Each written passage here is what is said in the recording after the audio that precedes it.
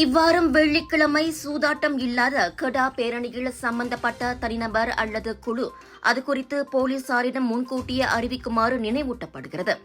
2012ஆம் ஆண்டு அமைதி பேரணி சட்டப்படி பேரணி ஏற்பாட்டாளர்கள் அது குறித்து போலீசாரிடம் முன்கூட்டியே தெரிவிப்பது அவசியம் என கொத்தாஸ்தார் போலீஸ் தலைவர் அசிஸ்டன்ட் கமிஷனர் சித்தினோர் சலாவத்தி சஆட் தெரிவித்திருக்கிறார்.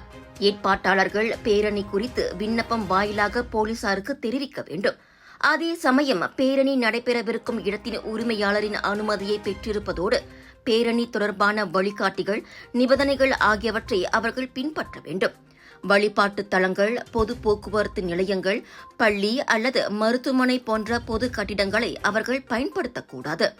அதனால் பேரணி நடைபெறும் போது நிலைமையை கண்காணிக்க போலீசாரிடம் முன்கூட்டியே அது குறித்து தெரிவிக்கப்பட்டிருக்க வேண்டும் என சலாவுத்தி வலியுறுத்தியிருக்கின்றார். பேரணியின் போது பொது அமைதிக்கோ பாதுகாப்பிற்கோ ஊறு விளைவிக்கும் நடவடிக்கைகள் கண்டுபிடிக்கப்பட்டால் பேரணி பங்கேற்பாளர்கள் அல்லது அதன் ஏற்பாட்டாளர்களுக்கு எதிராக நடவடிக்கை எடுக்க போலீஸ் ஒருபோதும் தயங்காது எனவும் சலாவத்தி எச்சரித்திருக்கிறார்.